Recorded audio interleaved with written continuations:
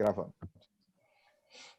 Boa noite a todos e a todas. Então, chegando aí nosso quarto encontro do grupo de pesquisa As Influências da Cultura no Processo. Esse ano a gente resolveu fazer algo diferente, mas altamente interessante, até porque a gente tem que divulgar as nossas teses e dissertações defendidas na Pontifícia Universidade Católica do Rio Grande do Sul. Então, a ideia desse ano é poder levar as nossas teses que foram debatidas e discutidas dentro da área da teoria geral da jurisdição e do processo para que o público conheça, né? Ainda mais que a gente está agora, né, em pleno processo seletivo, conheça aí aqueles trabalhos que se destacaram ao longo dos anos. A gente já teve o Arthur Torres, a gente já teve a Carolina Milhavaca, a gente já teve... Quem foi o primeiro? Alguém lembra? Foi... Minha boca foi o Botelho. Foi o Botelho. Isso, foi o Guilherme Botelho. E eu era para ter sido o primeiro, na verdade foi isso que aconteceu. Eu era o primeiro, mas daí eu dei um camba, né? Eu marquei uma palestra no mesmo horário, não consegui aparecer. Então, né, desapareci no dia. E hoje a gente tem a grande honra de receber a professora Gisele Welch, que defendeu sua tese perante uma banca sensacional, né, em que eu orgulhosamente fiz parte, junto com o professor Hermes Zanetti Júnior, com o professor Luiz Rodrigues Vambier, com a professora Elaine Macedo, e quem mais estava, Gisele? O professor Sérgio Gilberto Porto, que tinha sido meu primeiro orientador, depois ele se desligou, a professora Elaine Macedo deu continuidade, então estava na condição de co-orientador, mas arguiu, e ainda o professor Darcy Ribeiro. E mais o professor Darcy, que a arguição também, como a gente sabe, é uma arguição sempre séria e dura, duríssima, né? Então, a professora Gisele, em graduação, especialização, mestrado, doutorado e pós-doutorado. É só esse o currículo que ela nos apresenta aqui hoje, né? Sendo que na dissertação de mestrado tem o livro sobre Reexame Necessário, pela Livraria do Advogado, editora, e o doutorado sobre legitimação democrática do Poder Judiciário do novo CPC, pela RT, naquela coleção do Liebman. Tá? Então, não é qualquer um que publica na edição do Liebman. Né? Tem que ser, né, tese séria, tese boa. Então, eu, por exemplo, não posso publicar lá. E realmente aquela coleção está maravilhosa, né? Na verdade, a coleção do Liebman teve praticamente 2 momentos, né? Vai ser a primeira, aquela que deu mais ou menos umas 100 edições, né? 100 volumes de livros, e agora uma segunda que já tem uns 30, 40. Então, né? E chegou agora, semana passada, o último, que é sobre presunções probatórias do Leonardo Schmidt. Então, a coleção está muito boa e o livro da Gisele, né, contribui muito com o processo civil brasileiro e a legitimação democrática das decisões judiciais. E ela fez recentemente o pós-doc, né, PUC e Alemanha, né? Houve as duas, né? Tipo uma co-supervisão lá. Concomitantes, mas independentes. Concomitantes, mais independentes. Isso, são 2. Uhum. E lá foi com o professor Christopher. Isso, o senhor quer. Nada mais, nada menos que, eu acho que o maior processualista da Alemanha. Então, a professora Gisele está assim com o currículo, né, de encher os olhos. Gisele, muito obrigado por estar aqui hoje com a gente. Espero que a gente tenha um excelente debate. Eu fiz a arguição, né, então eu vou dar a palavra depois que tu falar para demais e, eventualmente, né, se ninguém quiser fazer uma pergunta inicial, eu começo provocando, né, para que a gente possa aí debater sobre a tua tese. Tem toda a palavra. Obrigado novamente pela tua participação aqui. Obrigada, Marco. Boa noite a todos, queridos aí, diletos amigos e colegas. Iniciando, então, o agradecimento ao Marco Jobim, meu colega, meu amigo, uma pessoa, né, que promove esses encontros, essas oportunidades aí que são cada vez mais importantes e impactantes para o processo civil, não só gaúcho, mas brasileiro. e isso merece, né, merece aplausos aí, nosso apoio. Por isso que ele me chamou no meio da semana passada, e mesmo que eu tivesse compromisso, eu teria desmarcado, porque não dá para dizer não, porque sei do teu empenho, Marco, promover esses, né, esses eventos, e ele é valoroso, importantíssimo, então fico muito honrada, te agradeço e parabenizo pelo trabalho que vem desenvolvendo junto à nossa PUC-RS, que é incansável, eu sei, assim como o professor Reichert, não sei se ele está, mas também, da mesma forma, estendo a ele, né, esse agradecimento e cumprimentos, e ao Gustavo Osna também, o professor Gustavo Osna, né, da mesma forma vem desenvolvendo esse trabalho tão bacana e edificante ao lado de vocês aí na PUC. Aqui eu não vou nominar todos, porque eu vejo vários amigos, né, até ex-alunos, né, Alana? O Gustavo Vieira, eu já vi a Renata antes também, que eu acho que também foi minha aluna, lá na Fevale, e eu vi a Luana, enfim, o Augusto, né, caríssimo colega também. Então, a Vanessa, a Bica, eu já encontrei com em outras oportunidades também, de eventos. Então, o doutor Ricardo Macieira, é uma alegria. Desculpa se eu não encontrei todos, mas para mim está uma satisfação bem grande, né, estar com vocês aqui. E ainda mais para falar de algo tão importante na minha trajetória acadêmica como foi, né, a defesa da minha tese de doutorado. O Marco já referiu a vocês, a defesa foi feita em maio de 2015, né, inclusive num momento super assim, oportuno e tumultuado, né, por assim dizer. Nós tínhamos ali a recente promulgação do CPC 2015, cheio de novidades e questões controversas. Vocês imaginem, eu realizei esse doutorado na PUC do Rio Grande do Sul entre 2012 e 2015, tá? Então, vocês já imaginam que entre o projeto que eu apresentei no final de 2011, né, que nós tínhamos lá o anteprojeto do CPC 2015, certo? E aí vocês sabem que tiveram algumas alterações ao longo, né, do trâmite do CPC, e até a sua promulgação em 2015, eu fui mexendo na minha tese de forma significativa. Eu tive a sorte, eu diria, né? Alguns poderiam dizer, eu fiquei um tanto quanto nervosa à época, mas foi a sorte de ter 2 orientadores. Eu comecei com o nosso queridíssimo, né, e excelente professor Sérgio Humberto Porto, e finalizei com a maravilhosa professora Helene Macedo, que deu aquele, né, apanhado final de contribuição para a minha tese. Então, eu me considero uma felizarda, né, nessa consideração.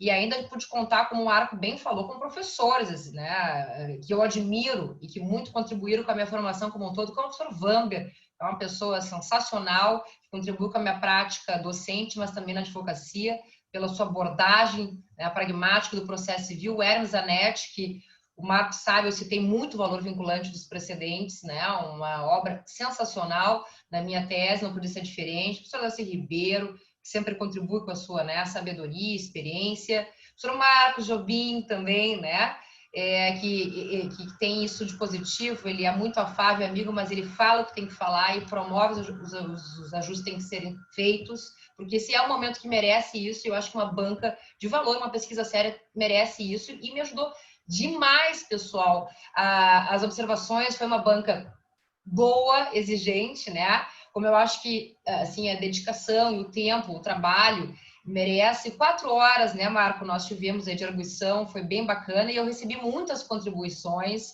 e aí, por isso que eu pude publicar essa obra depois na sequência, né, que o Marco falou para vocês. Aí eu publiquei em 2016 já, né, em maio de 2016, então um ano depois de ter defendido a tese ali perante a PUC, eu consegui a publicação, também muito porque, né, a banca me deu essa chance de fazer indicação para publicação, né, de forma unânime, né, Marco? Então, isso aí me ajudou bastante, eu agradeço, e foi maravilhoso. Agora, vocês imaginem, né, eu publiquei essa obra, a versão comercial da tese, que agora eu vou falar e pontuar com vocês brevemente, em maio de 2016, quando recentemente tinha entrado em vigor o CPC.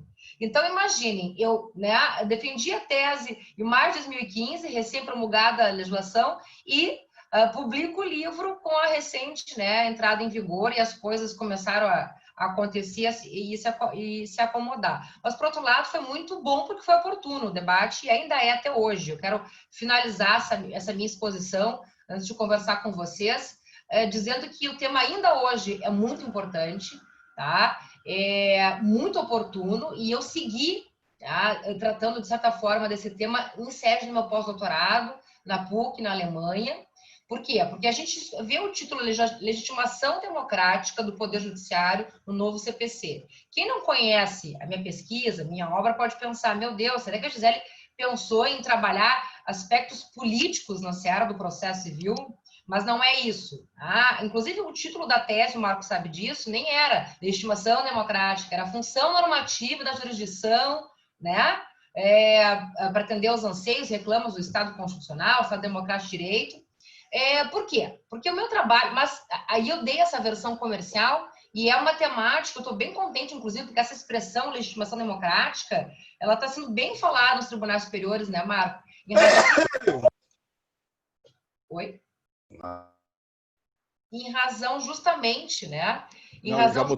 Já mutei, Gisele. Já mutei quem quase morreu com espirro aqui. Pois é.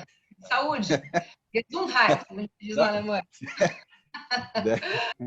Saúde. Esse termo, legitimação democrática, ele tem sido tratado bastante nos tribunais superiores aí, justamente em razão dessa ideia de um modelo cooperativo de processo, né? O Marco trata bastante disso.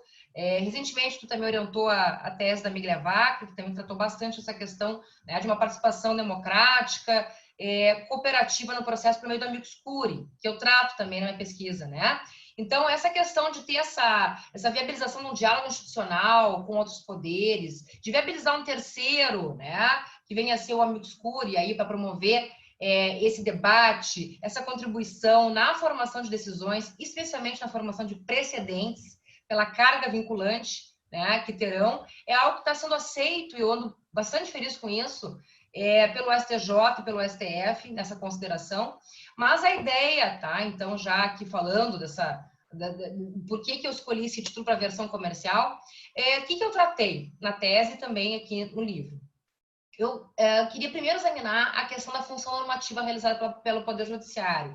Quando eu pensei e concebi esse projeto da tese, era muito discutível essa questão e tinha uma confusão muito grande entre função normativa e ativismo judicial, né? Até que ponto que isso é algo positivo, bastante controverso ainda hoje, né? Embora a gente...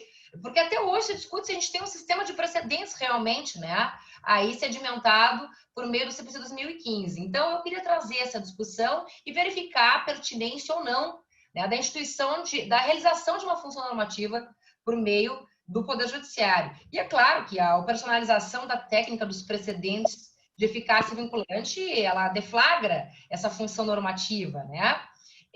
Só que daí eu fui moldando isso e fui adaptando isso à realidade legislativa do CPC 2015, que eu não tinha essa noção quando lá do projeto. Também, né, não dá para ignorar que não foi com o CPC 2015 que essa questão da vinculação a decisões judiciais, essa mudança, né, da força meramente persuasiva da jurisprudência para uma força mais vinculante, ela já vinha acontecendo antes, né, antes da previsão de 1926, 1928, por meio de outras técnicas, institutos que já existiam, né? A gente tem a súmula vinculante, com a emenda constitucional 45, né? Que já tinha vindo, os recursos repetitivos, né? No âmbito aí do processo civil, procedência liminar do pedido, quer dizer, já vínhamos com reformas pontuais trazendo e promovendo, tá? E, claro, inspiração do sistema anti-common law. A gente bem sabe que a nossa tradição jurídica, né, ela não é de civil law, né? Hoje mais híbrida, evidentemente, porque a gente vem, né, aí importando e contextualizando essas técnicas, né, essa técnica de julgamento por meio dos precedentes, a nossa realidade, mas a gente veio aos poucos incorporando isso, né? E até a gente chegar na realidade que a gente está. Então, começo assim a minha pesquisa, a versão comercial, né, a tese e a versão comercial, primeiro analisando isso, né, esse anseio, essa necessidade da unidade do direito, né, que é uma expressão ainda hoje muito usada. A gente sabe que, né, um dos escopos do sistema de precedentes justamente é essa outorga de unidade do direito, é buscar um sistema estável, previsível, né, confiável, não é isso? E que, portanto, né, possa justamente entregar segurança jurídica aos seus jurisdicionados. E também, e ainda, isonomia de tratamento a casos análogos. São esses os escopos do sistema de precedentes na ideia da unidade do direito. Então, eu primeiro iniciei, no primeiro capítulo, a tese tem 4 capítulos, né, o livro também, de forma adaptada, o que vem a ser a unidade do direito, né? Como é que, o que isso significa e como é que isso se contextualiza na realidade do Estado constitucional, o Estado democrático de direito, que nós sabemos é caracterizado, né, aí pela Constituição sendo, evidentemente, o centro, o núcleo e o objetivo maior de todo o sistema. Também a moldura, o limite, porque depois ali eu trabalho isso na teoria da decisão judicial, falo um pouquinho do Ferraioli, do garantismo, né, a partir da limitação à lei, limitação à Constituição, tá? Porque evidentemente que o Poder Judiciário ele ganha essa liberdade ou essa função, né, de normativizar concretamente, e isso tudo é muito discutível, há quem se levante na doutrina, né, e refira que há uma lesão à separação dos poderes, ao Poder Judiciário não é dada atribuição constitucional, né, para normativizar. Então, claro que tudo isso tem que ser por meio de limitação, de controle, de diálogo democrático, né, que é essa ideia, mas a gente não pode negar que existem, né, existem motivos, tá? Existe a necessidade da gente adotar, e como adotamos, né, a sistemática e a técnica dos precedentes, por fins, né, por finalidade de economia processual, né, por finalidade de isonomia de tratamento de casos análogos e de outorga de unidade do direito. Mas, evidentemente, que critérios, limites têm que ser observados. E foi isso que eu passei a desenvolver. Então, primeiramente, identifiquei o que vem a ser a unidade do direito e os precedentes. Busquei trazer no primeiro momento, né, lá nos países de common law, essa ideia do que é o precedente, os elementos que compõem os precedentes, a ratio decidendi, núcleo essencial que vai, né, a tese que vai vincular efetivamente, o que é opter dicta, que é secundário, que não tem efeito vinculante, só persuasivo. Falei dos elementos todos, né? Trouxe essa questão aí do direito comparado, evidentemente, né? Dos Estados Unidos, da Inglaterra, por óbvio, por essa influência, e fui mostrando também que aos poucos o nosso sistema já tinha, né? Já estava voltado a isso por meio de algumas técnicas e institutos que vinham sendo já inseridos, tá? Identifiquei assim e mostrei, né? Desenvolvi na tese que numa realidade de Estado, né? Constitucional, Estado democrático de direito, com a necessidade de efetivar os direitos e garantias fundamentais, os precedentes mostravam uma resposta adequada, positiva, possível, mas evidentemente com a observância de alguns critérios e limites, porque senão essa função normativa realizada pela jurisdição, por meio também da técnica, né, de vinculação a precedentes, pode dar margem a um problema da arbitrariedade judicial, né? A gente sabe que existe um limite entre discricionariedade e arbitrariedade. Essa arbitrariedade, essa ditadura ou ativismo, né, negativo, tá? Também pode ser uma lesão à democracia, e não é isso que se quer. Então, eu passei a analisar justamente essa questão, né, depois de identificar que sim, é uma técnica necessária na realidade do Estado constitucional, Estado democrático de direito, passei a analisar que critérios são esses, então, que devem, né, que o sistema deve observar. E eu falei, então, né, justamente, acreditando, né, e aí eu confrontei a questão do Dworkin, né, a doutrina do Dworkin, acreditando que se pode, sim, pensar e defender uma resposta correta, a resposta mais correta, e aí eu identifiquei que essa resposta mais correta seria constitucionalmente adequada, né, considerando que a Constituição tem que ser a moldura, o limite, né, a garantia de observância à lei, porque construir precedentes não significa desprezar a lei, muito pelo contrário. É necessário observar a lei e é necessário, né, que haja um respeito máximo à Constituição Federal, né? Por isso que eu também trouxe bastante a obra do Ferraioli, até a doutrina do Zanetti, né, no valor vinculante traz bastante isso, que tem que ter esse controle, tem que ter esse limite, certamente, e com a exigência de uma adequada motivação e fundamentação das decisões judiciais. Isso para qualquer decisão, até em razão do 489, mas na formação de precedentes judiciais, mais ainda, tá? Pelo efeito vinculante que eles passarão a ter. Então, defendi essa questão também da necessidade, né, de adequada e devida motivação, fundamentação das decisões judiciais. E já indo para a parte mais final, porque, claro, você sabe, uma tese tem que ter ou algo inédito, novo, né, propositivo, ou então dar, né, uma releitura para uma resposta que já está no sistema. E não basta dizer, porque isso não era algo novo, né, enfim, Não basta dizer que a função normativa, a vinculação a precedentes é algo positivo, pelos escopos que visa, e basta ter adequada motivação, fundamentação e ter lá o limite na lei, na Constituição Federal. Não, né? Outras técnicas, mecanismos também de observância, né? São necessários para promover essa adequada formação, né? Função normativa, por meio dos precedentes. E aí eu desenvolvi na parte final da tese a questão da necessária, e especialmente quando eu falo de formação de precedentes, e na tese, o Marco vai lembrar, no livro eu também reitero isso, eu tratei bastante do RDR, que já era uma realidade, porque já tinha sido promulgado o CPC, como eu falei a vocês, né? Então, o incidente de resolução de demandas repetitivas, que a gente sabe que está rolado como um precedente, né? Ali formalmente vinculante, no artigo 927, né? Isso é uma outra querela também, ali a gente tem uma série de decisões, né? Teriam os constitucionais do inciso 1º e 2º, e os demais do 3º, né? E seguintes incisos aí, que seriam estabelecidos por lei infraconstitucional. Mas, enfim, ali eu tenho IAC, RDR, os recursos repetitivos, e aí eu tratei do RDR, que vem a ser justamente uma técnica também, né? Para enxugar as demandas de massa, as demandas repetitivas, né? Outra situação importante, necessária, que veio aí também no âmbito do CPC 2015, e é um precedente, né? Deve constituir um precedente. Então, eu defendi que, na formação de precedentes, e já apontando, identificando esses, né, das causas repetitivas, como o RDR, em razão das condições, das características aí das lides que originam aí, né, esses incidentes, no caso do RDR, a oportunidade, a pertinência, né, e a contribuição da participação de atores sociais.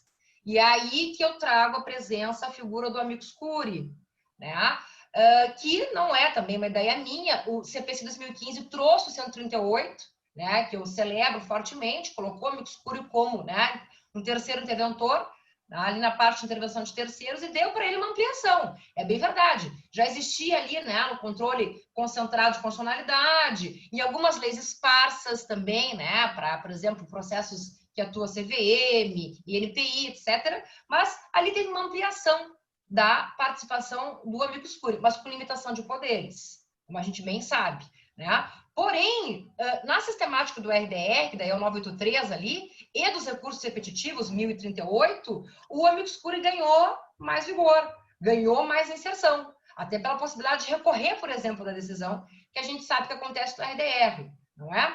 Então, identifiquei que nessas causas que vão ter essa importância, repercussão, a pertinência, e eu até defendi, né, a necessária participação, tá, do amicus curiae. Eu ainda situei as agências reguladoras, eu não, acho que o Marco também vai lembrar, as agências reguladoras, tá? Por quê? Porque falando de RDR, demanda repetitiva, eu estou falando o quê? Né? De demandas de consumo, eu estou falando de prestação de serviço, né, concedido, autorizado, eu estou falando de situações em que as agências reguladoras teriam, né, uma participação contributiva efetivamente, em termos técnicos, por exemplo, né? Falando de uma ação de saúde, né? De plano de saúde, eu estou pensando na ANS, na contribuição que vai ter, não só para o critério técnico, mas até para a fiscalização posterior à decisão.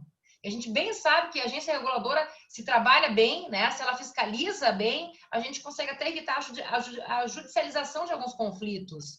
Então, nessa perspectiva, eu situei as agências reguladoras e ainda porque as agências reguladoras, elas compõem, né, o poder aí executivo, a administração pública indireta. Então, também na perspectiva de promover um diálogo institucional entre poderes, né, que é a ideia do processo cooperativo, do modelo, né, democrático, dialógico de processo, porque se existe essa questão, o judiciário, né, vai interferir numa seara que não é dele, né, porque ao fim e ao cabo ele vai normativizar por meio da, né, formação de um precedente que vai ter eficácia vinculante. Então, né, como assim? Isso aí seria uma lesão à separação dos poderes. A possibilidade de trazer o poder executivo e, quiçá, o poder legislativo também, enfim, por meio, né, de amicus curiae. Eu acho que as agências reguladoras veriam bem nessa perspectiva para quê? Né? E aí já, assim, vou já finalizando para dar tempo da gente conversar um pouquinho, né, Marco?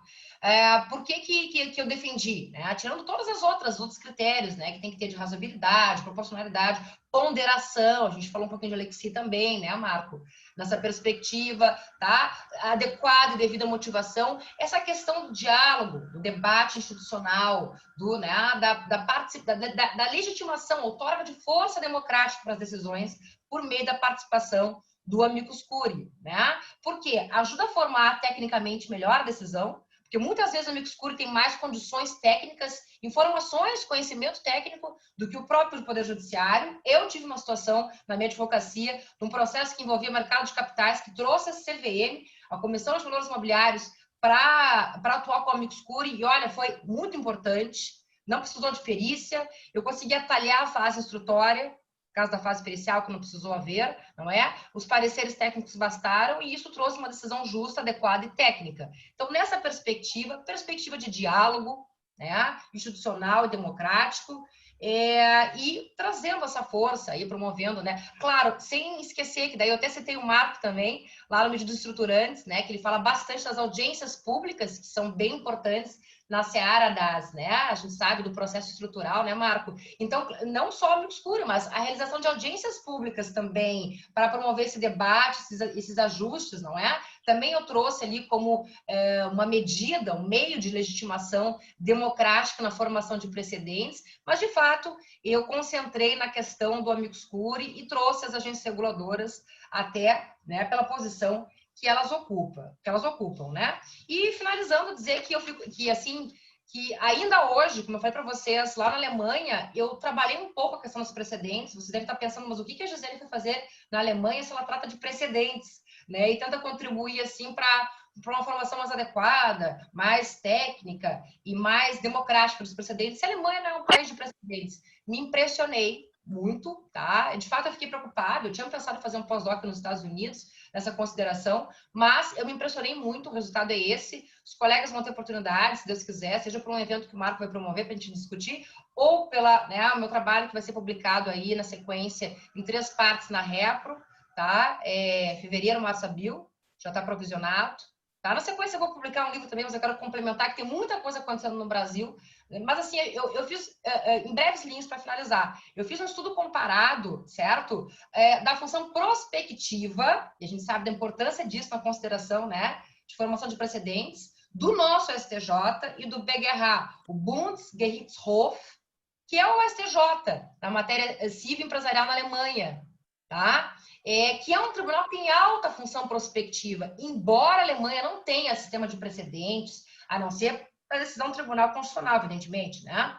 Mas não tem um rol, como a gente tinha em 1927, eles têm uma preocupação muito grande com a uniformização do direito, com segurança jurídica, estabilidade, e esse tribunal, as decisões que ele prolata, elas são severamente observadas por todo o sistema, né? Inclusive pela advocacia, tá? Na sua produção. Então, tem a alta força prospectiva, eles têm um recurso análogo ao nosso RESP, que é a revisão, que tem, Marco, uma espécie de filtro que a gente tem no nosso recurso extraordinário, tá? Que é da necessidade da matéria ter transcendência, relevância fundamental. Eu sei que existe um projeto aqui, já tinha um projeto, né, de lei aqui no Brasil, que eu descobri isso lá, inclusive, na consideração de inserir esse filtro também para o recurso especial. Mas, no fim das contas, com essa questão de ter também aí essa PEC, né, a 199A, que recentemente foi substituída para alterar o 102 e 105, para substituir o recurso especial extraordinário por ações, né, revisionais,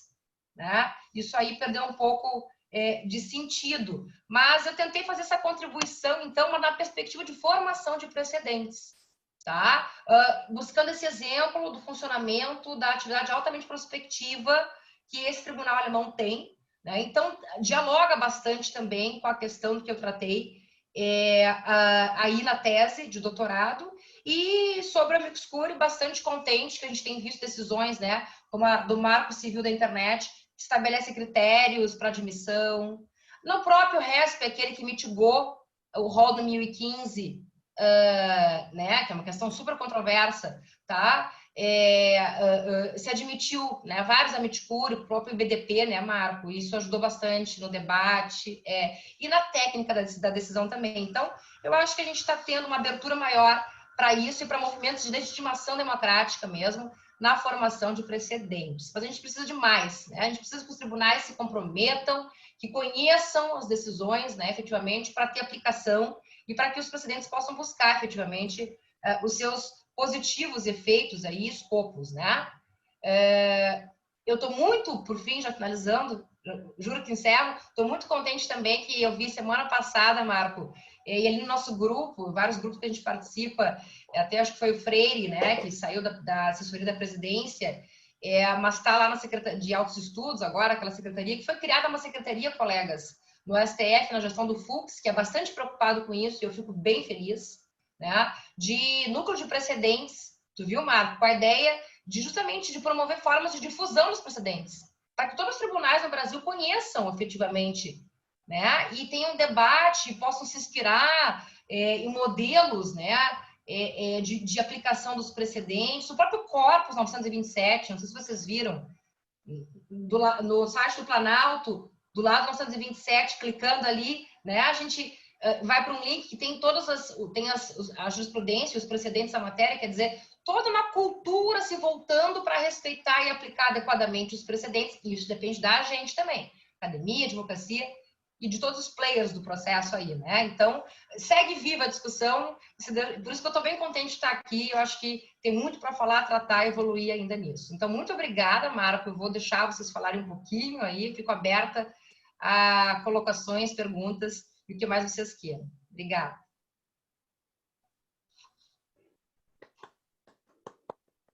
Sem essa. Eu sempre faço, né? Tem que fazer, não é? Faz parte. Obrigado, Gisele. Sempre altamente didática, mesmo num assunto altamente complexo. Então, é fácil te ouvir e compreender tudo que tu quis nos trazer. Tenho certeza que todo mundo aqui que está nos assistindo... Eu vi que o Felipe Camilo chegou agora. Ô, doutor Felipe Camilo, abre essa câmera aí. Brincadeira. Brincadeira, tem que abrir a câmera. Aparece, Felipe. Aparece aí. Larga o pijama. Deitado de pijama. É brincadeira, né? Tem que ligar o microfone, tu não aprendeu ainda. Eu mandei uma mensagem para a Gisele dizer que eu estava escutando, que eu ia estar lá na tese, ali numa parte que ela estava falando. Acabei de ver. Eu mandei ali para ela. Estava muito boa mesmo. Parabéns, Gisele. Obrigada. Tá boa, né? Fica aí com a câmera ligada aí, Felipe, para participar. Eu vou ficar, tô ligado. Tá. Eu mesmo, né? Na verdade, a gente acabou falando da mudança de nome da tese dela. Eu mesmo, o meu nome é muito parecido com o nome comercial da Gisele, né, publicado. O meu era Legitimação Democrática do Supremo Tribunal Federal para as Medidas Estruturantes. E aí, quando eu fui publicar o livro, o editor falou: tu não vai vender um livro com isso aí. Primeiro, quase ninguém lê nada sobre o Supremo. Segundo, medidas estruturantes menos ainda. E legitimação democrática, tu acabou de matar o teu livro. Daí eu mandei uma segunda versão, Gisele. Ninguém sabe disso, né? Eu mandei medidas estruturantes. Só. Seco. Aí o Walter me ligou, né, uns dias depois, e disse: Marco, agora tu piorou. E eu, como assim piorei? Eu disse: não, eu tenho certeza que vai ter pessoas vindo aqui na livraria para comprar o teu livro achando que é um livro de corte e costura. Medidas estruturantes é um livro de corte e costura. As pessoas vão achar que vai tirar medida daqui, vai tirar medida dali. E eu assim: tu tá brincando comigo. Vai acontecer isso? E ele sim. E aí ele mostrou, impressionante, um estudo feito no Rio de Janeiro, numa biblioteca pública, onde alguns livros são catalogados em algumas estantes, né, completamente, né, vinculados ao nome. E aí, por exemplo, ensaio sobre a cegueira está lá no oftalmologia. Né? Na parede, sério, não é brincadeira, o Walter tem isso. Carnaval tributário, que é um clássico do direito tributário, está lá em festividades.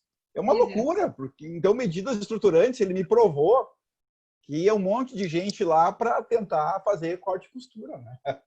E aí eu acabei mudando, então, medidas estruturantes da Suprema Corte dos Estados Unidos ao Supremo Tribunal federal. Mas a ideia toda era, a partir de um outro ponto de vista, né, trazer toda essa legitimidade para dentro do Poder Judiciário, né, em determinadas decisões. Eu trabalhei muito, quando a Gisele trabalhou com esses atores, né, eu trabalhei com a legitimidade para propor as ações do controle abstrato, né? Então, como eu fiz uma vinculação do controle abstrato e do difuso, né, mostrando que não existe, pela objetivação do controle difuso, eu disse que tudo se aplicaria, né, a ambos os controles e aí desceria, né, via infraconstitucional pela objetivação do controle difuso e aí, então, todos aqueles legitimados a propor as ações podem falar em qualquer processo. Mas é a mesma ideia, né? Na base, a ideia é muito parecida, né? É mostrar que o judiciário pode, sim, tomar legitimamente algumas decisões sem que seja taxado de ativista, sem que seja taxado, né, de uma promiscuidade, sem que seja taxado de qualquer outra coisa, se está dentro daquilo que a Gisele acabou trazendo do princípio da parametricidade, né? Se está de acordo com a Constituição, né, daquilo que os sentidos que o texto constitucional pode nos dar, ou ele não está fazendo absolutamente nada que não seja da sua própria legitimidade, né? E eu acho que a PUC produziu bons trabalhos aí com essa linha, né, da legitimidade democrática do Poder Judiciário, e te parabenizo, então, pela tese, ótimo revisitá-la. Eventualmente poder aqui abrir um debate para 20, 30 pessoas, ó, é recorde. A gente sempre está com 27, 28 aí, nós estamos com 30 nesse momento. Tá certo que o Felipe Camilo abriu 3 frentes ali de câmera, mas enfim, 3 nomes diferentes, né, para prestigiar. Mas eu não sei se alguém tem uma pergunta antes do que eu. Eu até queria fazer um comentário e uma saudação à professora Gisele e estender também ao maridão, que é um querido, um cara maravilhoso, dizer que admiro muito a professora Gisele, não só nas artes do processo civil, como nas artes de escolher maridos. Porque escolheu um cara excepcional, que é o Rafael, nosso querido vulgo contador, que é um cara maravilhoso. Deve estar, se eu conheço, ele deve estar aí na tua volta, te acompanhando. Ele é um cara realmente especial. Ele vai ficar feliz, Augusto. Ele é um cara que merece. Vocês merecem, né? Vocês formam um casal ótimo. E todo mundo que comenta ficou muito feliz com esse, como é que eu vou dizer assim, esse encontro que a vida proporcionou para vocês. E dizer que tu falou em diversas coisas assim que dava para passar uma semana debatendo. E eu tentei sistematizar, eu tenho mania de sistematização, né? Eu tenho a minha visão de precedente, a visão mais atrelada, obviamente, ao Daniel, né? Que amarra mais na teoria do direito, na função das cortes. E isso que o Marco falava há pouco, da questão da atribuição de sentido ao texto normativo, me parece que é inerente, é inevitável, é inescapável. O problema é o excesso, que deveria ser apurado exatamente no plano da justificação, o que muitas vezes os nossos tribunais pecam nessa perspectiva da justificação, e muita gente vai buscar, portanto, essa democratização do Supremo Tribunal Federal, não propriamente no papel que ele exerce atribuído pela Constituição Federal, que seria uma justificação indireta, né? Mas busca uma justificação direta, e essa construção do Amicus, acho que o Alexandre Câmaras também faz naquele levando padrões decisórios a sério. E uma coisa que eu já vi, 2 coisas só que eu queria comentar para encerrar. Uma, antes de começar todo esse debate precedente, eu lembro de uma aula do professor Juarez Freitas, quando eu fazia mestrado na PUC. Aí nós estamos falando de 2004, talvez. E ele falava do mandado de injunção, e que ele tinha recebido um professor alemão, porque eu me lembrei da tua fala que na Alemanha tu ficasse surpresa, né? Ele tinha recebido um professor alemão, e o professor alemão, ele perguntou para o professor alemão, tá, mas o que a gente faz quando tem uma injunção dizendo que o legislador deve corrigir aquela lacuna e o legislador não faz? O que o judiciário deve fazer? E o Juarez Freitas contou que disse que o alemão olhou para ele e disse, eu não me lembro o nome do alemão, mas olhou para ele e disse assim, tá, mas por que o legislativo não respeitaria uma injunção do judiciário? Não entra na cabeça deles. Então, essa ideia do respeito aos atos judiciais de um lado e legislativos de outro é um problema, me parece, muito de papel e reconhecimento desse papel, né? Que a gente realmente a gente passa por cima dessa ideia de respeito que deve ser resgatada exatamente com muito, me parece que muita seriedade, tanto do legislativo quanto do judiciário, o famoso se dar ao respeito. E a última coisa que eu queria talvez ouvir de ti é o seguinte: o que tu acha em termos de democracia, a questão que é uma prática muito utilizada nos Estados Unidos e que me chamou a atenção agora quando o Fux assumiu a presidência, que é o calendário de julgamentos das cortes, ou seja, a questão dos calendários, né? Se isso não permite que a sociedade civil, sabendo que vai ter um julgamento lá em novembro, de não sei o que, se organize e possa, especialmente num cenário de mídias sociais e sociedade em rede, possa debater, vamos dizer assim, e em certa medida pressionar, inclusive, através de mecanismos de pressão social, determinadas tomadas de decisão. Muito obrigado, estava excelente, viu, Zélia? Fiquei bem impressionado. Ah, querido Augusto, obrigada. Uma alegria te ver. Pode ter certeza que o Rafael também retribui o carinho da mesma forma. E depois eu vou falar, acho que eu botei ele para adiantar a janta, então, mas eu vou contar para ele depois, ele vai ficar. Tu sabe que eu ia até dizer, se eu conheço, o Rafael deve estar fazendo a janta, mas daí eu resolvi me resguardar. Tá, botei hoje só, porque eu estou aqui com vocês. Geralmente sou eu que faço. Querido, eu achei bem interessante aí essa tua ponderação, porque esse é um movimento, de fato, e eu estou sentindo isso não só agora dessa presidência, da anterior também, mas, e até como eu disse antes, eu vi algumas decisões, e essa que eu referi a vocês aí, claro, não houve julgamento ainda, mas que determinou os critérios para a admissão do amicus curiae para julgamento do marco civil da internet, né? Eu estou percebendo uma maior, assim, como é que eu vou dizer, uma maior abertura, né, para esse diálogo democrático, a participação do amicus curiae e também realização de audiências públicas. Se fala, Augusto, e aí do modelo dos Estados Unidos, até uma espécie de governança corporativa das cortes, né? Na perspectiva, assim, na perspectiva de ter transparência, né? Claro, o Daniel também tratou isso, na accountability, né? Uma prestação de contas do trabalho, do serviço, o que é muito forte lá na Alemanha também, né? Isso aí é algo muito caro, mas de qualquer maneira a gente percebe assim essa ideia da transparência e de viabilizar a participação da sociedade civil. Então esse calendário segue essa lógica para viabilizar talvez a mobilização, né, e a habilitação da sociedade civil, de órgãos, entidades, por meio do amicus curiae e até, quem sabe, também da redação de audiências públicas, né? Claro que a gente tem toda uma situação também diferenciada em razão do contexto da pandemia, dos julgamentos virtuais, né?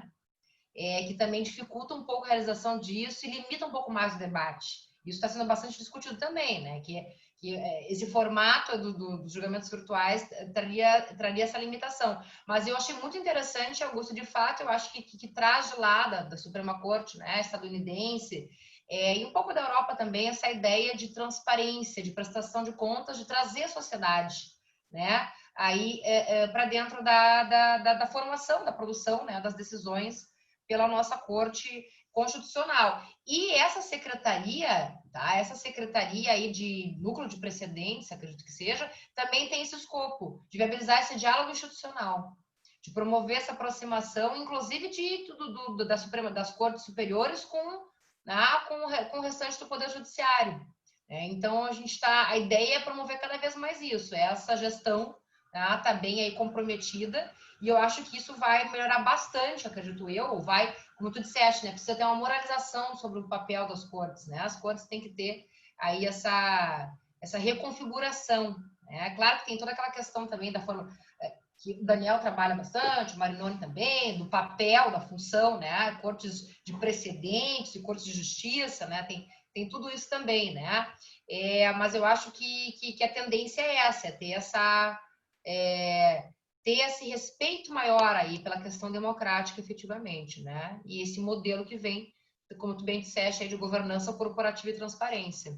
E o mandado de junção, muito bem trazido por ti, eu também trouxe rapidamente na minha tese, no meu livro, porque o Zanetti, até no valor vinculante dos precedentes, eu não sei se tu viste, ele também trouxe esse exemplo do mandado de junção, né? Que seria justamente até um argumento autorizativo para a função normativa, né?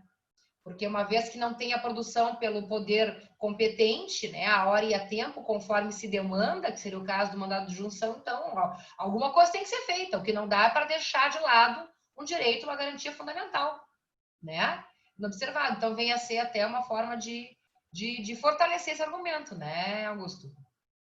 É tipo justiça pelas próprias mãos, assim, já que não fazem, eu mesmo vou fazer. Porque assim, a independência dos poderes, mas a independência e colaboração, né?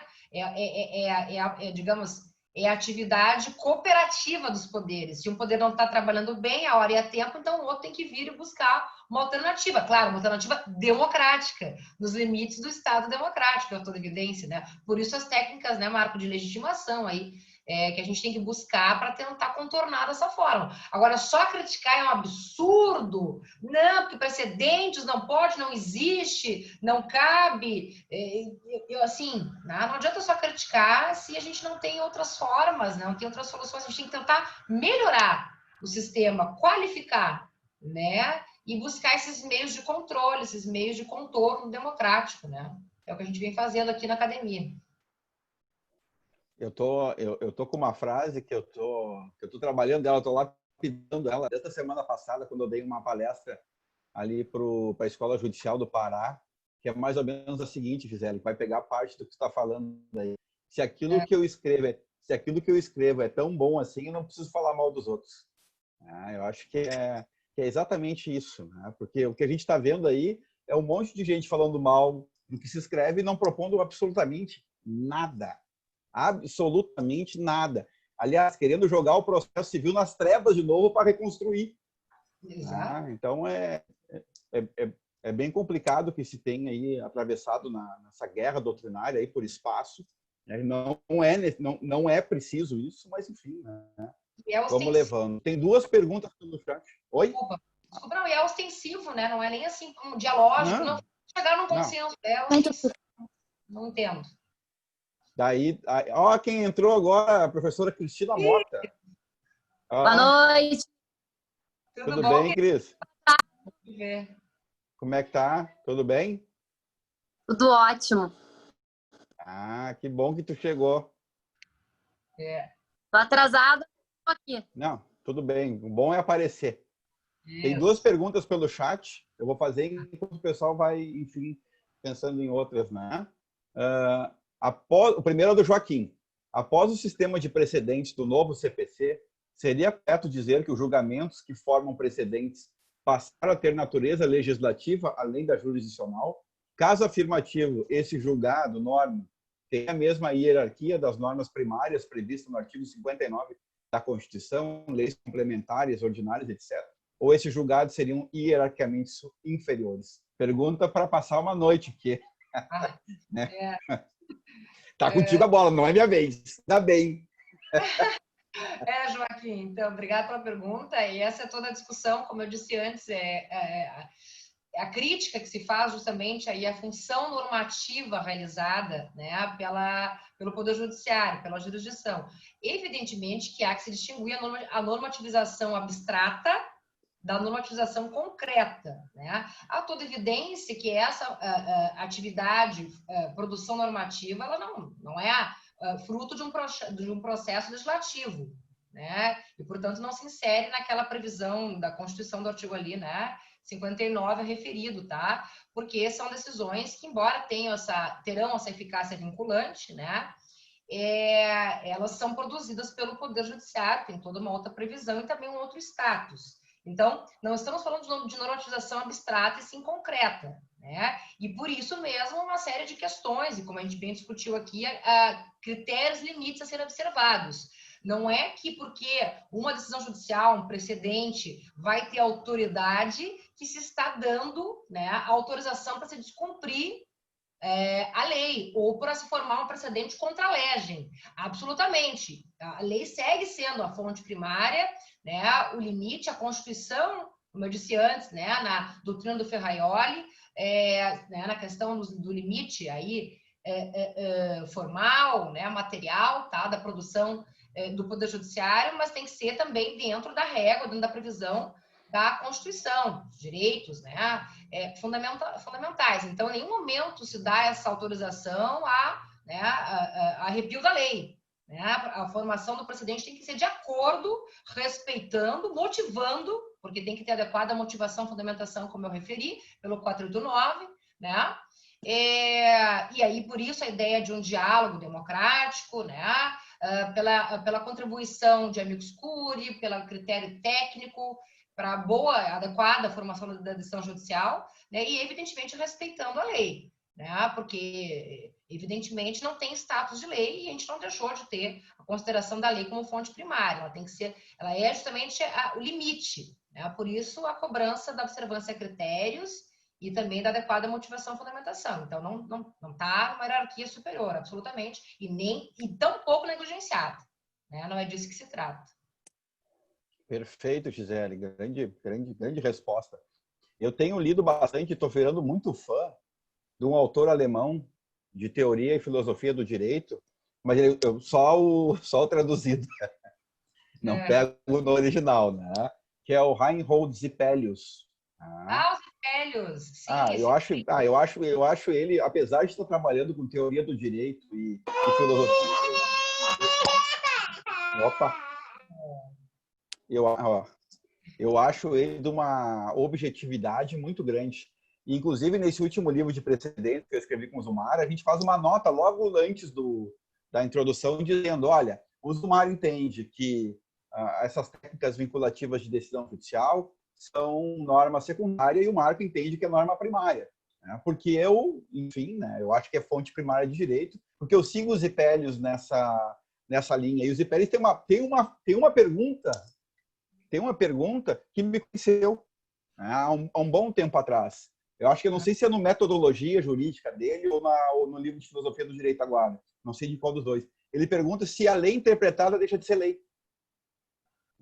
É metodologia. Eu citei também no artigo do pós-doc. É na metodologia. Espetacular. Mas a lei interpretada deixa de ser lei? É de uma singeleza a pergunta dele, e ele vai defender que não. Que não deixa de ser lei. Não, absolutamente não. Mas senão, né, senão a lei sempre vai ser o texto e acabou. Então ela não sai do papel nunca. E ele argumenta em cima disso e eu acho. E aquilo me convenceu. E tenho pautado estudar sempre os Zipelius. Agora saiu um tratado de teoria do direito também magnífico. Então eu tenho, estou recomendando aí os Zipelius para quem gosta aí do tema, porque eu acho espetacular. Eu tenho mais aqui na biblioteca. Imagino. Na biblioteca do marido tem, se alguém quiser. Eu não sei se a tradução tá boa ou não, mas aquelas traduções do Gilmar Mendes, lá do Instituto, são sempre boas, né? Porque, enfim, os caras lá dominam o alemão, né? Então, eu tenho pautado com a tradução que eles fizeram. Depois, a Renata pergunta o seguinte: haveria a necessidade de maior organização e publicidade quanto aos fatos das lides que chegam aos tribunais superiores? Os próprios relatórios das decisões deixam de esclarecer os fatos e acabam por impedir ou dificultar a distinguish, por exemplo. O que a professora acha disso? Professora Alessandra Mizuta entrando também, hein? Tudo bom, querida? Bom te ver. E aí, tudo bem? Tudo bem. Olha aí. Coisa boa, meus amigos. Que bacana. Demorei um pouquinho porque eu estava em aula, hein? Desculpa, senão eu teria entrado desde o começo. Não tem problema, eu sei como Não, que agora a Gisele falou que vai repetir toda a palestra agora. Não te preocupe. Tu consegue ler? Deixa eu ver aqui o chat, né? Deixa eu ver aqui. Tá gravando, mano. Tá. Eu tô gravando. Eu li para fins de gravação. Tu consegue ler? Sim, consigo sim. A Renata, querida, foi meu aluno na Fevale, Marco. Excelente aluna, inclusive. Renata é muito boa. Não, de querida não tem nada com essa pergunta. Por que fazer isso às 9 da noite? 9 da noite não se faz esse tipo de pergunta. Renata, cadê tu, Renata? Não se faz isso com esse...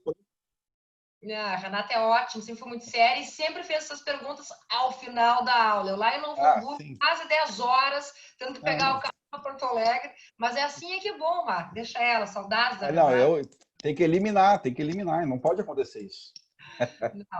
Não. Saudades também. E assim, é importante o que ela traz, sim, porque essa questão do distinguish, eu não tive tempo de falar porque é muita coisa, mas assim, o que também garante, né, o que nos dá força para defender os precedentes é também que os precedentes sejam bem e adequadamente operacionalizados. Então, a gente também não está dizendo que os precedentes têm que ficar, por exemplo, uma vez formados, para sempre cristalizados. A gente sabe que tem as técnicas de superação, total, parcial, né? Overruling, overriding, a gente sabe disso.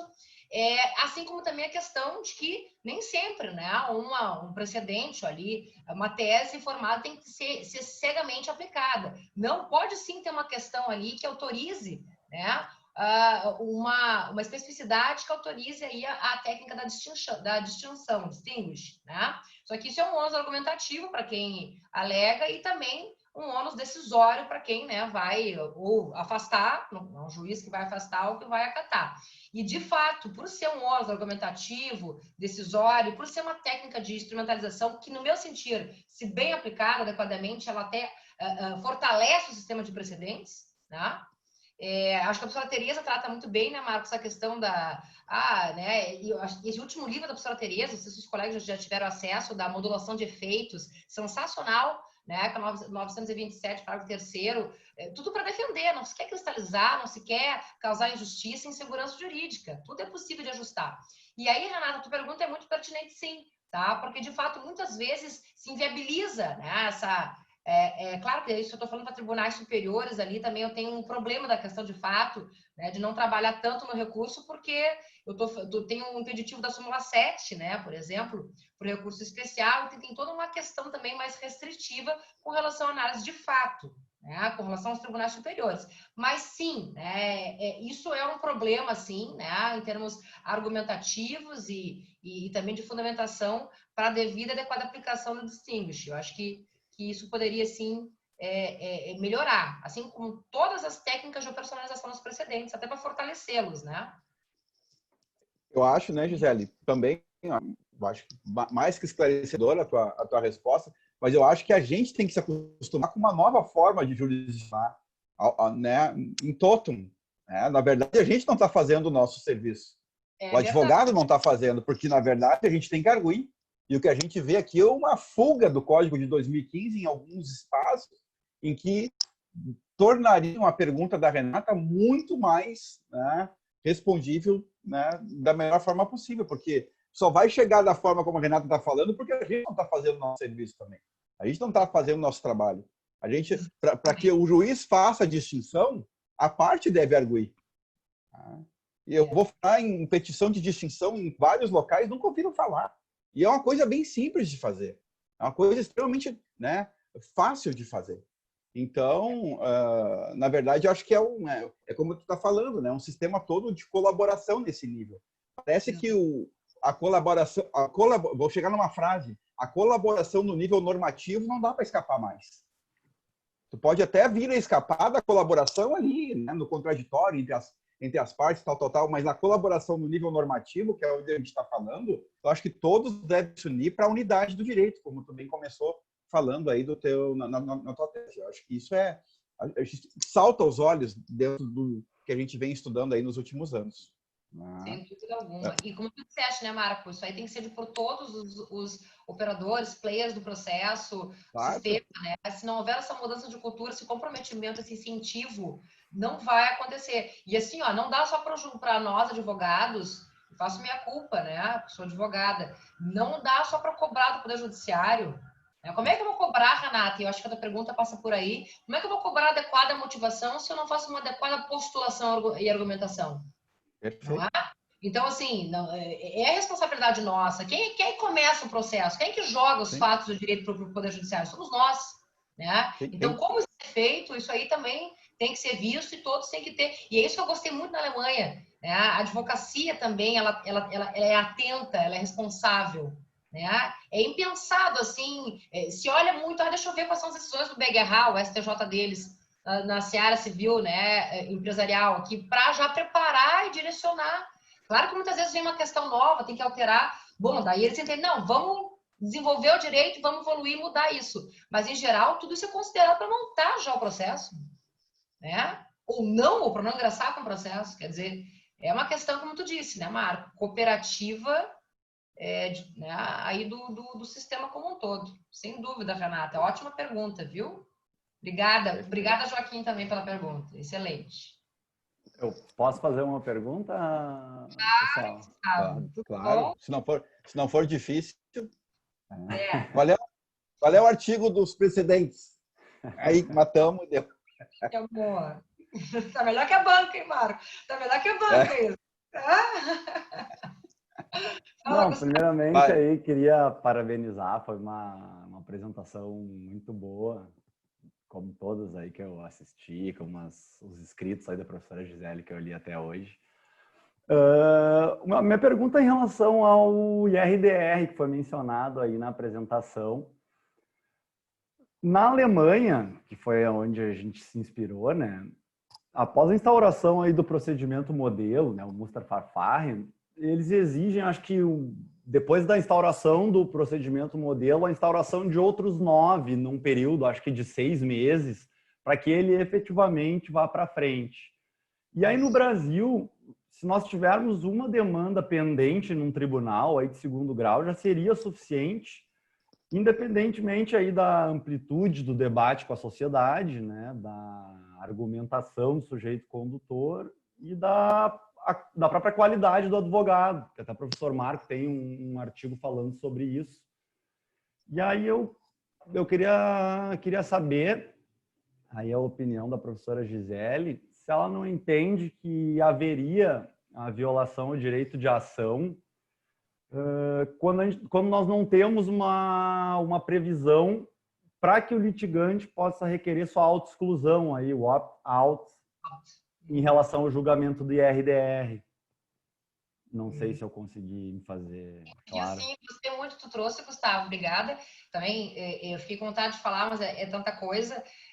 De fato, a gente teve essa inspiração, né, na Alemanha para o incidente, para o RDR, incidente de coletização deles, e eu até recentemente descobri, quando eu estava na Alemanha, descobri lá uma outra técnica, né, que daí agora, em termos de ação padrão declaratória na seara do consumidor, até publiquei um artigo na REP de maio, não sei se tu chegou a ver, né, a Musterfeststellungsklage, ou Musterfeststellungsverfahren, procedimento, né, que é um pouco diferente aí da previsão anterior lá, que era voltada para a matéria do mercado de capitais, como tu bem sabe, né?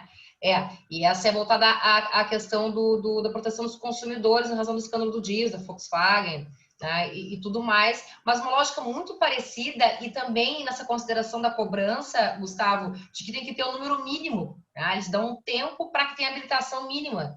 No caso do Musterfeststellungsklage, que é o 606 a 614, tá? Da ZPO, que foi inserido em novembro de 2018, tem também um período para que as entidades de classe, as associações que defendem os consumidores, né, se habilitem e comprovem efetivamente, né, enfim, para que isso fique bem respaldado, para que fique bem demonstrada a representatividade adequada, que é uma questão bem importante também, que a gente não, né, que a gente aqui no Brasil agora, a gente está tratando mais disso até, esse projeto que foi pelo CNJ para a Câmara, né, fala bastante da questão da representatividade adequada, lá é essa preocupação, como tu disseste, porque se é para ter, né, essa decisão aí de forma coletiva, né, por amostragem que seja formada por meio de um órgão que tenha essa representatividade, que vai discutir bem a questão para formar bem, né, a questão. Essa possibilidade de exclusão, né, aí que é mais do grupo litigation, na verdade, né, em inglês, o opt-in, opt-out, que não é uma questão que se tem aqui, né, seria atendendo mais essa questão do direito de ação. Mas eu acho que aqui no caso, né, para não lesar, para viabilizar isso, né, mas aqui no caso do RDR, Gustavo, claro, a gente não pode esquecer que os requisitos do nosso admissão têm que estar presentes ali, né, evidentemente, para a instauração, para ir para frente, tem a questão também, não esquece, lá é questão de fato e direito, aqui só a questão de direito, né, então é mais uma restrição, né, mas tem toda essa cobrança e não esquece que quando a parte tem o seu processo, né, suspenso, porque teve a instauração do incidente ali, ela pode tentar, né, argumentar e comprovar que o caso dela tem uma distinção, tem uma peculiaridade que não se insere ali, que ela quer então que tenha um trâmite individual, né? Seria para tentar justamente mostrar ali que não que o caso dela merece ter o julgamento e análise individual, né, particularizada. Tem sempre essa possibilidade, né, também. Mas é bem verdade, Gustavo, que o nosso sistema ele foi por um outro caminho. Porque sabe que o nosso RDR ele é híbrido, né? Ele se inspirou um pouco no incidente de coletização da Alemanha e um pouco nas class actions, né? Sabe? Então, né? E um pouco no nosso da ação civil pública, né? Trouxe ali. Então, na verdade, é uma construção nossa, né? E aí o que se prestigiou aqui, Gustavo, foi justamente a outorga de isonomia de tratamento a casos análogos e segurança jurídica. E claro, não vamos ser ingênuos. A questão de administração de justiça também para enxugar a demanda de massa, né? Que é um problema de administração do judiciário. A gente sabe disso. Se prestigiou isso, né? Se buscou isso, então, assim, uma ponderação entre, mas a violação, né, ao acesso ao poder judiciário, de ação. Então, né, se prestigiou essas outras garantias constitucionais, viabilizando essa possibilidade, talvez arguir que, meu caso, merece ter um julgamento individual, né? Mas, de fato, é uma diferença que se tem de lá, né? Da inspiração. Mas é que o nosso é um modelo adaptado, né, Gustavo? Tem um pouco de class action, tem um pouco né, do Musta, alemão, e ação civil pública e suas questões. O brasileiro adora, né, dar essa misturada. Exatamente. Essa adaptação à brasileira, à craseada brasileira. Né? Obrigado, professora. Mas bem colocado por ti, querido. E dá uma olhada na Repro de maio, lá nesse novo instituto, já que tu gosta da tutela coletiva, pelo que vejo. No Musta fez tutela. Vou ver sim. É bem interessante também. Maravilha. Tem uma discussão grande já do Mustafa Farm lá, de 2004, sim, no procedimento. Vou dar uma lida. Obrigado. Obrigado, Gustavo. Bom te ver. Valeu, Gustavo. Eu me lembrei, a professora Alessandra, que pena que tu não estavas aqui no início, porque eu também fiz sua banca de doutorado e a professora Gisele e o professor Augusto disseram que eu sou muito malvado. Não sou, né? Não sou, né? Peraí, alguém vai fazer banca aqui para um período próximo ou não? É para dizer a verdade ou não? Sacanagem, né? Que querida! Professora Cristina Mota, alguma coisa? Só... Ué, travou? Cris. Cris. Travou, eu acho. Cris, 3G não dá mais. 4, no mínimo. Então tá. Pessoal, a gente já passou a hora do nosso grupo, né? Mais uma vez a gente extrapola 1 hora porque está muito bom, né? E quando tá bom a gente não quer, enfim, acabar. Então, Cris, e aí? Travou, Cris? Ó, agora voltou. Cris, tá ouvindo? Cristina Mota, contigo? Acho que tá travado ainda. Tá travado. Depois ela vai reclamar, não dei voz para ela. Depois está gravado, pelo menos voz, né, foi dada. Pessoal, então eu vou agradecer novamente a professora Gisele. Foi enriquecedor, tenho certeza, para todos os nossos ouvintes aqui. Nós temos, né, graduação, especialização, mestrado, doutorado. Enfim, a gente tem bastante gente do doutorado, do mestrado novo em Alagoas, no Minter, aqui na nossa sala, estão assistindo juntos. Tenho certeza que todos, enfim, adoraram a fala, todos ávidos para comprar o livro, loucos para que a segunda edição saia logo.